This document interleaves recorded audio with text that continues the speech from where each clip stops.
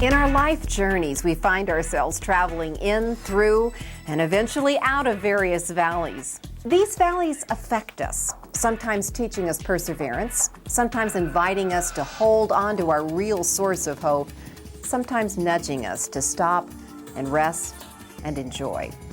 Take a look at some pilgrims and their valley processes to find hope for your valley seasons. With me is Angela Thomas. Angela, talk to me about maybe a valley experience you've had. I have had several. The biggest one was walking through a separation and divorce, becoming a single mom of 4 children. And I will never forget the man who legally represented me in the process. He was of faith, but not the same kind of faith as me.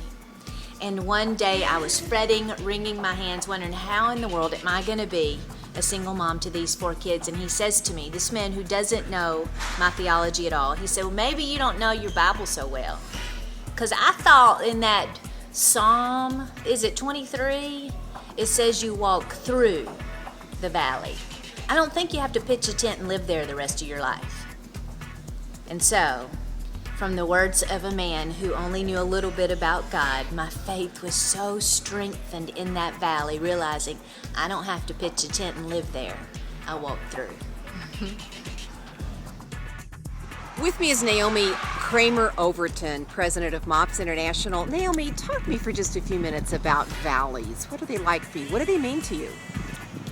Well, as someone who loves to hike, I know a lot about valleys. I've thought about them a lot as I've gone through them. And the first thing I sense about valleys in life and hiking is a valley is a place I find myself. There are no distractions. There's no beautiful view from the summit. Usually there's just kind of hills on either side.